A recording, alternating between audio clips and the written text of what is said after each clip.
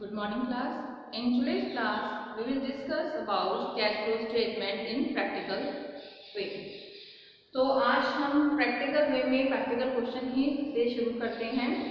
मैंने बोर्ड पर क्वेश्चन लिख दिया है practical question of cash flow statement.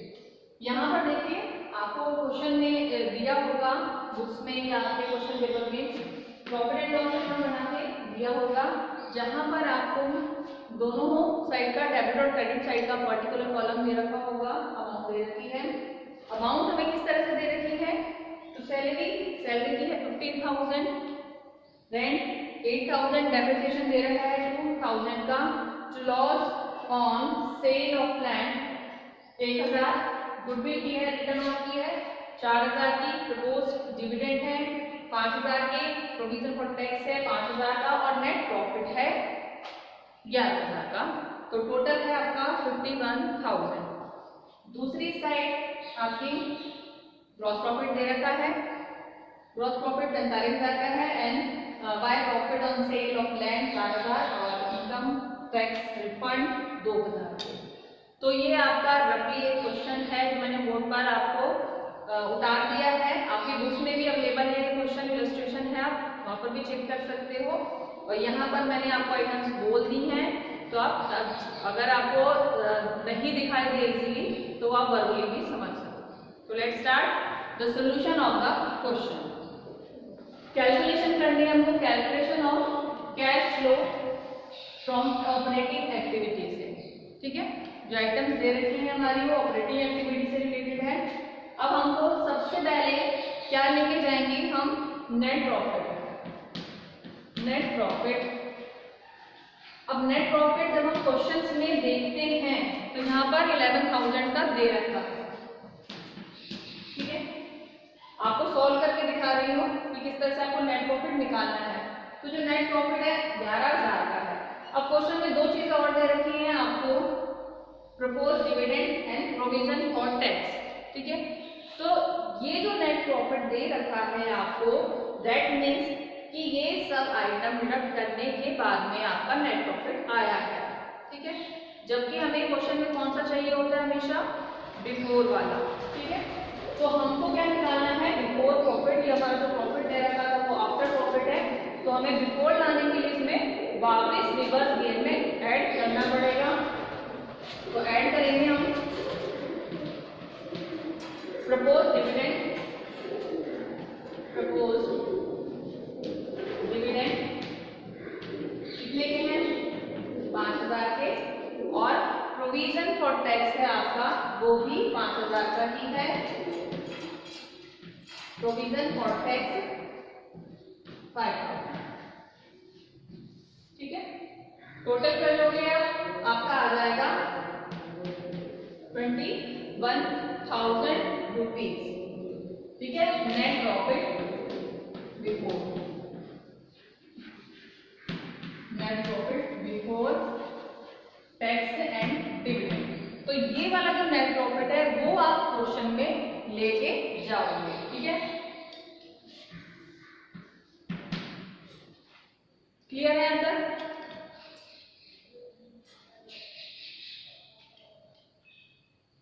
अब यहां से आपका क्वेश्चन स्टार्ट होता है, तो स्पेस कम है, मैं इसको इरेज कर देती हूं।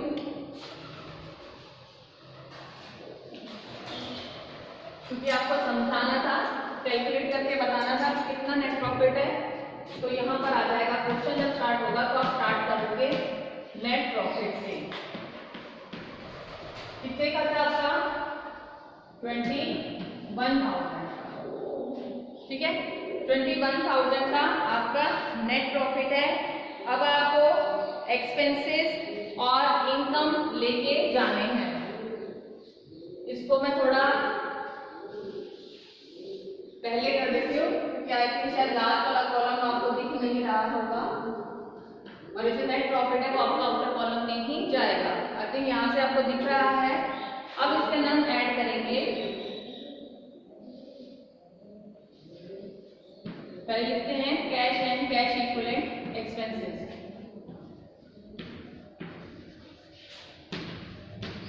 या ऑपरेटिंग एक्टिविटीज जो भी हैं आपके वो लिख सकते हो, cash and non cash and non operating expenses. ठीक है, हम इसमें कौन कौन सी आइटम्स लेके जा रहे हैं ये पता है, तो कैश में तो है नहीं, ठीक है, इसलिए वो नॉन कैश है, नॉन कैश, क्योंकि कैश वाली आइटम सिंपल आते हैं, इसमें लिखी होती है cash in hand, cash at bank, तो सारी की सारी आपकी नॉन कैश आपकी एक्टिविटी है। Non cash and non operating expenses, non cash and non, लिख देते हो यहीं पर ही, नॉन ऑपरेटिंग एक्सपेंसेस।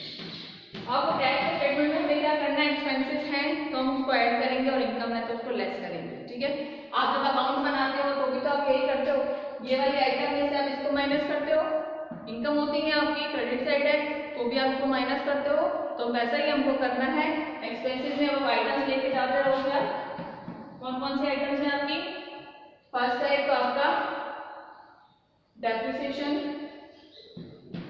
डेप्रिसिएशन की अमाउंट कितनी दे रखी है आपको, 2000, इनर कॉलम में लिख लोगे। फिर है second loss on sale of plant, loss या तो आप एक बार ऊपर ऐड लिख लीजिए या हर एक आइटम के आगे आप प्लस का साइन भी लगा सकते हो। सेकंड है loss on sale of plant, sale of plant, ठीक है, प्लांट कितना है 1000 का लॉस हुआ है, और आपका फिर उसके बाद है गुडविल, तो गुडविल आपने रिटर्न ऑफ की है, खर्चा है आपके लिए भी, क्योंकि इसको रिटर्न ऑफ करने के लिए आपको पैसा खर्च करना पड़ा होगा, गुडविल रिटर्न ऑफ 4000 से आपने गुडविल रिटर्न ऑफ कर दिया। अब देख लीजिए आपके एक्सपेंसेस ये सारे हो गए, depreciation, loss on sale of plant हो गया, goodwill return of, dividend and provision for tax की आइटम आपकी कंप्लीट हो चुकी है। अब आप इसका टोटल कर दोगे, टोटल 2 4 6 7,000, ठीक है, ये ले गए आप 7,000 आपने लिख लिया। उसके बाद आप कौन से आइटम्स लेके जाओगे, non cash and non operating income, ठीक है, सिंपल सा एक जनरल सी बात है कि आपको क्या करना है, नंबर ऐड कर देती हूँ मैं, कि ध्यान रखना है कि यहाँ पर एक्सपेंसेस आएंगे और यहाँ पर इनकम लेस हो जाएंगे। ठीक है, अब मैं इसको इरेज कर देती हूँ, यहाँ पर आपका non cash and non operating income. देखिए प्रैक्टिकल क्वेश्चन में सबसे बड़ी प्रॉब्लम यही होती है कि बार बार इसको इरेज करना होता है, कॉपी पे या फिर रजिस्टर में तो एक साथ इसको जज कर सकते हो, पर यहाँ पर आपको सीक्वेंस से ही देखना पड़ता है, तो अब वो सीक्वेंस मत तोड़ना। अब जब आप बुक्स लेके बैठो यहाँ पर आ जाएगा non cash and non operating income,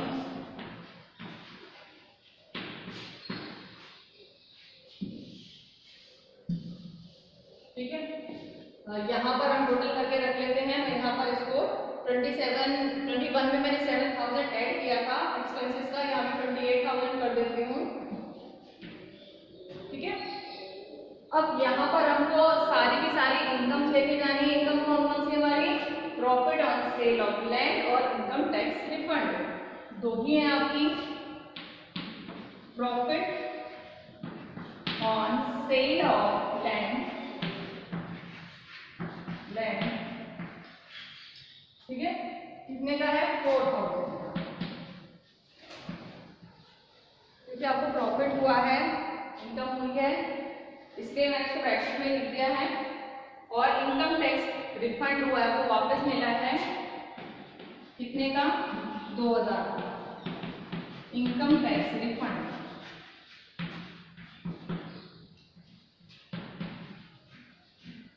तो आप किस तरह से इसको ऐड करोगे, 4,000 को भी मैंने आपको ब्रैकेट में लिख के दे दिया है, तो टोटल कर लोगे आप 4,000 और 2,000 का, ठीक है।